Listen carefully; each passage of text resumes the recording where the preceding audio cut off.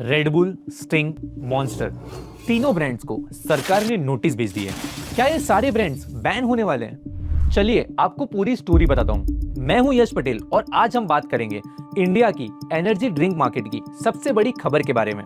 पर उससे पहले अगर आप फाइनेंस और मार्केट की ऐसे ही खबरों को डीप डाइव देखना चाहते हो तो चॉइस को सब्सक्राइब जरूर कीजिए।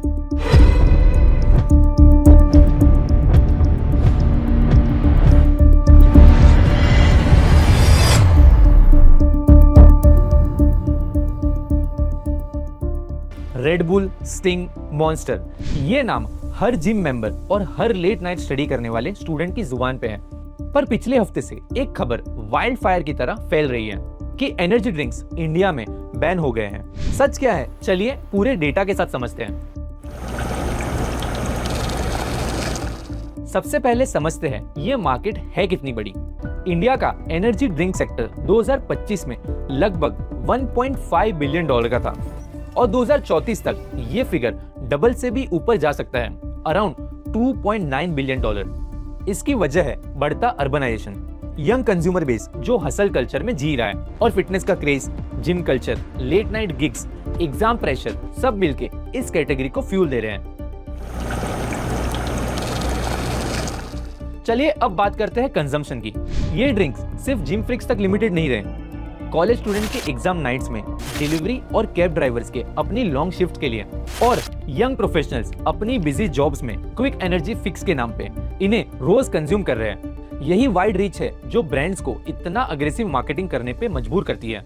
टैगलाइंस जैसे बूस्ट योर एनर्जी या एनहेंस योर फोकस जैसे बड़े क्लेम्स के साथ। और यहीं से स्टार्ट होती है असली कहानी, क्योंकि इन्हीं क्लेम्स ने रेगुलेटर्स का ध्यान खींचा है। तो 1 जुलाई 2026 को एफएसएसएआई ने अपने इंस्टाग्राम पेज के थ्रू 6 बड़ी बेवरेज कंपनीज को शो कोज नोटिस भेज दिया। इनमें शामिल है रेड बुल, पेप्सिको का स्टिंग और एड्रेनलिन रश, रिलायंस का Campa, Energy Gold Boost, Hell Energy और Coca Cola backed Monster Energy. अब यहाँ कंफ्यूजन क्लियर करना जरूरी है, ये कोई प्रोडक्ट बैन नहीं है, ये सिर्फ मिस ब्रांडिंग और मिसलीडिंग क्लेम्स पे नोटिस है।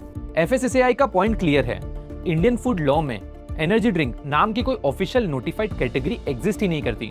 तो जब कंपनीज अपने लेबल पे एनर्जी ड्रिंक लिखती है या क्लेम करती है कि ये वाइटलाइजेस बॉडी या एनहेंसेस योर फोकस, ये अनअप्रूव्ड फंक्शनल क्लेम्स माने जा रहे हैं जो food safety and standards act के अंडर अलाउड नहीं है।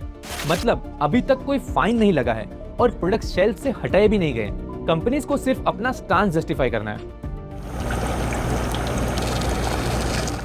पर एक स्टेट ने इसमें एक कदम आगे बढ़ा दिया है, नाम है महाराष्ट्र। महाराष्ट्र गवर्नमेंट ने अपनी असेंबली में अनाउंस किया है कि स्टिंग एनर्जी ड्रिंक और सिमिलर हाई कैफीन ड्रिंक्स अब किसी भी स्कूल के 500 मीटर रेडियस में नहीं बिकेंगे। ये directive FDA minister Narhari Zirwal ने दिया है जब बीजेपी एमएलए विक्रम पाचपुटे ने चिल्ड्रन के हेल्थ को लेकर सवाल उठाया था।